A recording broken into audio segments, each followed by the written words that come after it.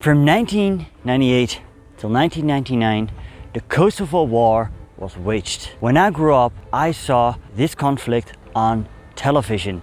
As a kid, I did not understand what was going on here. And the word of Kosovo for me was a synonym for war. In the meanwhile, Kosovo is building to its future, but the past is also visible. This here is the story of the Kosovo War. Keep watching. The Kosovo War remains a controversial conflict. As a historian, my goal is to describe history as unbiased as possible. Watch this video till the end because I dropped some notes for thought at video's end. The Kosovo region, or the Kosovo Metohija region, was taken over by Serbia in the First Balkan War of 1912-13. Serbia has much history in the area. Kosovo was the area where the Serbian medieval state was lost to the Turks in 1389. And that in short explains why the Serbian government today sees Kosovo as a renegade region rather than an independent nation. In 1938, 70% of the population of Kosovo was Albanian, 20% Serbian, and the remaining 10% belonged to other nationalities. In the interwar period, the Royal Yugoslav government strengthened Serbian and Montenegrin elements in society, and the Albanians were discriminated against, causing much resentment. Not surprisingly, when the Axis powers took over the region, they were greeted as liberators by the local Albanian population. After the German Italo-Hungarian invasion of Yugoslavia that occurred in April 1941, local Albanian chieftains were willing to cooperate with the Axis powers. Kosovo was incorporated in Italian-held Albania. This decision was favored by many local Albanians who saw it as a creation of a greater Albania. During the war, many Serbian people that lived in Kosovo were murdered or expelled. Italy surrendered in September 1943 and the Germans rushed in to take over the area. Eventually, the Germans were expelled by Tito's partisans. The Albanian Kosovars did not see the partisans as liberators, and soon an uprising occurred. Tito's partisans had great difficulty putting down this uprising, but eventually they managed to do so. After the war, it was decided that Yugoslavia was restored to its pre-war frontier, and thus the people in Kosovo became subordinate to Belgrade. During the years of the Cold War, Kosovo got an autonomous status within the Socialist Republic of Serbia, first as a region and later as a province. Now, some Albanian Kosovars wanted Kosovo of equal status as the other socialist republics within the Yugoslav Federation. Other Albanian Kosovars wanted unification with Albania. After Tito died in 1980, nationalism was on the rise in the different Yugoslav republics and also in Kosovo. In 1981, a student protest occurred which was crushed down by the Yugoslav police, causing several deaths. The new Serbian president, Slobodan Milošević, broke with the Yugoslav tradition. He was more in favor of Serbian nationalism and presented himself as protector of the Serb nation. A key moment came when he visited Kosovo and he listened to the complaints of Serbian Kosovars, and he openly sided with them. He was given a hero's welcome. Milošević revoked some of the autonomous rights of Kosovo, and soon the topic of the Serbian minority in Kosovo dominated Serbian headlines. It became a fiercely debated topic. Some speakers in Serbia spoke of how they had to undertake a crusade to save their Serbian brothers in Kosovo. But none of them addressed the real problem that was going on, and that was the economy. As the socialist country was transitioning to a market economy, this was accompanied by negative growth rates and rampant inflation that ran into 250%. Milošević, he addressed the Serb grievances, and his popularity grew by the day. The 1989 Kosovo miners' strike saw Kosovo miners protesting against Belgrade rule, and soon this gained popularity in Slovenia and Croatia, while in Belgrade there were demonstrations against the Croatian, Slovenian and Albanian leaderships. Now this all increased the contradictions between the Belgrade government and the other Yugoslav republics, and it basically paved the way for war. And war was to come. Because in the summer of 1991, both Slovenia and Croatia seceded from Yugoslavia.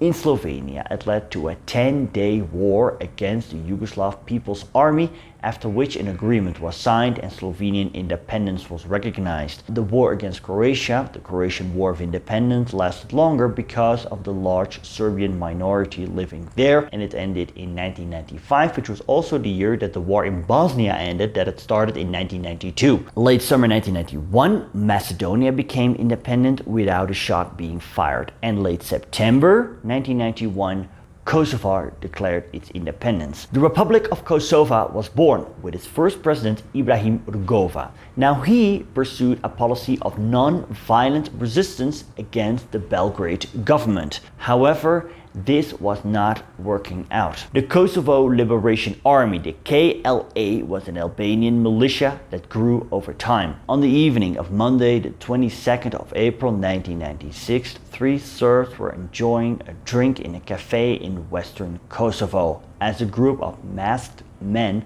armed with machine guns walked in and opened fire. The 3 Serbs lay dead and more attacks followed shortly after. The KLA claimed responsibility. President Rugova, he disputed the authenticity of the claim, but we can say for sure that the KLA was behind it.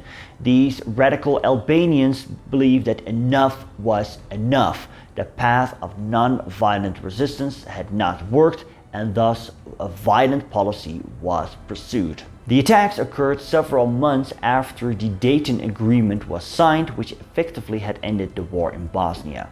The Albanian Kosovars looked with envy to both Croatia and Bosnia because they were assisted by the Western powers in their fight against the Serbs, which has defeated the Serbs totally in Croatia and partially in Bosnia. Aid for reconstruction was given to Bosnia, but the Kosovo Albanians had ended up with nothing, and thus the KLA pursued a policy of violence against the Serbian authorities. Passive resistance, the more radical Albanians argued, would keep them under the thumb of Milošević. The KLA at this point was not a well-organized force yet. Its members were in small cells and came from the large rural population that had no political influence in Kosovo. By taking up terrorist methods, they challenged the leadership of Rugova, and the expected Serbian reprisals would certainly boost the support for the KLA. Initially, this all did not catch the attention of the West, that had grown tired of the Balkan tragedy.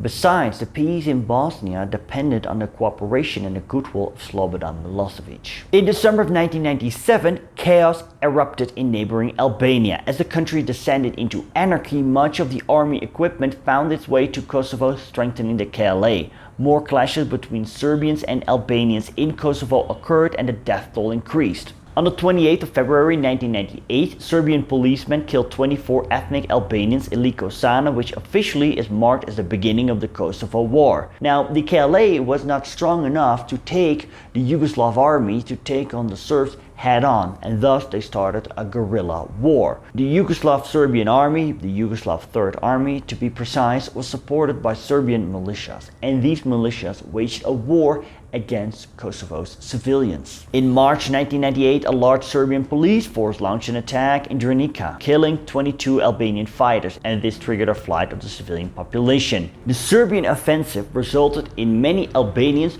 joining the KLA, and it swelled their ranks to 17,000 men in June 1998. The West getting involved in the conflict and increasing tensions in neighboring countries. On the 19th of January 1999, the Yugoslav Serbian army massacred 45 Albanians in Kosovo near Racak. Many refugees made their way into Macedonia, increasing tensions there. Now, fearing for the striving of a greater Albania, the West refused the KLA's goal of independence. They proposed Kosovo autonomy and a NATO peacekeeping force to keep all the parties in check. Now, the KLA eventually agreed with this, and also the Serbian authorities agreed to the political plan, but they refused NATO troops on what they believed was their soil. Milošević had called NATO's bluff. But NATO was not bluffing, and on the 24th of March 1999, NATO warplanes started to bomb Serbian targets in Kosovo, in Montenegro, and in Serbia proper. My fellow Americans, today our armed forces joined our NATO allies in airstrikes against Serbian forces responsible for the brutality in Kosovo. We have acted with resolve for several reasons. We act to protect thousands of innocent people in Kosovo from a mounting military offensive. We act to prevent a wider war, to defuse a powder keg at the heart of Europe that has exploded twice before in this century with catastrophic results. By acting now, we are upholding our values, protecting our interests, and advancing the cause of peace. We need a Europe that is coming together, not falling apart. A Europe that shares our values and shares the burdens of leadership. The NATO leaders lacked specific war aims because they assumed that Milošević would capitulate right away once the air campaign had commenced. The campaign aimed variously to force Milošević to accept the Paris peace deal, to prevent a humanitarian catastrophe in Kosovo, to degrade and destroy the Yugoslav army, to weaken Milošević's grip on power, and to stop the spreading of conflict beyond Kosovo. The Yugoslav air defenses were no match for NATO's bombers and missiles, but the fact that NATO, previously to the air campaign, assured that no boots on the ground would be deployed, this gave Milošević a tactical advantage. What he did was he chased many Kosovar Albanians out of Kosovo, causing a large stream of refugees, which was directed to Macedonia, Albania, and Montenegro. The reason why Milošević directed refugees to Montenegro, which was still part of Serbia and basically thus his own country, was to weaken the position of his Montenegrin rival. Mile Đukanović was the prime minister of Montenegro and criticized Milošević severely. Đukanović's hold on power was also weakened because NATO also bombed Montenegro, targeting military installations there. NATO had not anticipated the results of their actions. And to make matters worse, the Serbs initially rallied behind their president. Serbia's democratic opposition to Milošević was weakened by the NATO campaign, and NATO's claim that they were only targeting Milošević and his regime and not the Serbian people lost all credibility when Serbian civilian death mounted as collateral damage. It is estimated that half of the Serbian deaths of NATO bombing were civilians. Yet for NATO there was no going back, and they continued the bombing campaign, and in June Milošević gave in. The Yugoslav Serbian forces, they withdrew from Kosovo and the refugees returned. The KLA now started a campaign of intimidation, terror and murder against the local Serbian population and basically expelled them all. Also, many Serbian cultural heritage sites in Kosovo were demolished by them, and NATO was not capable of stopping this. The physicians of human rights reported 9,269 Albanian Kosovars killed during the war, 2,500 of whom were killed in the year prior to the NATO bombing campaign. Another 3,000 were missing. About 600 Kosovar civilians were accidentally killed by the NATO air raids. About 870,000 Kosovars were refugees by war's end. I read around 2,000 Serbian civilians were killed by the bombing of NATO, a figure most often quoted locally and is probably realistic. Milošević's regime quoted a figure of 5,000, NATO of 500, and around 900 Serbian soldiers and policemen were killed during the bombing campaign. The Kosovo War remains a controversial topic. Especially Serbians feel strongly about it because they effectively lost a region where they have a lot of history and cultural heritage. And also on top of all that, they are being portrayed as the villains by many. To be fair, when discussing Milošević, we clearly see a man, an opportunist, who was corrupted by power. And Yugoslav Serbia was clearly the stronger party in the conflict, and we often see that people have sympathies for the underdog and demonize the stronger party. And to be fair, the Yugoslav Serbian army committed massacres in Kosovo and caused a large stream of refugees. But the KLA was a terrorist organization, and they committed crimes against the Serbian population. And then there was NATO that thought by just bombing the Serbs could make them retreat from Kosovo. At the end it did work, but at what cost? the large stream of refugees, not to mention the Serbian civilian deaths that leave many Serbs as of today disgruntled. A war will probably be waged in the comments section, but as long as the war is confined to the comments section and not to Kosovo itself, I'll be a happy man. Thanks to my patrons, you see their names on the screen, and a special thanks to Rainy Bachtel, Thomas Sabiega, Damian Wallace, Connor, Marcus Gass, Nick Terranova, Mark Littlehill, Justin Trebell, Tanya Dixie, Susanna Di Bella, Fabrizio, Robert Meehan, David H. Ovett, Wayback History, Michael Prusi, Daniel Holland and Marcus Fielding. In 2008, Kosovo declared itself independent. Its independent status as an independent republic has only been recognized by 100 nations or so.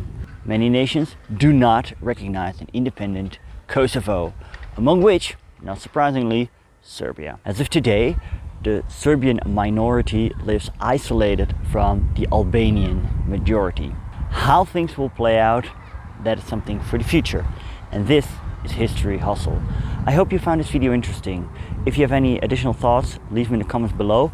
Give this video a like if you have not already. If you are interested in a summary of the Yugoslav wars, you can click right here. If you're interested in Kosovo during World War II, you can click right here. Support me via Patreon if you can. Thanks for watching and best wishes from peacefully Pristina, Kosovo.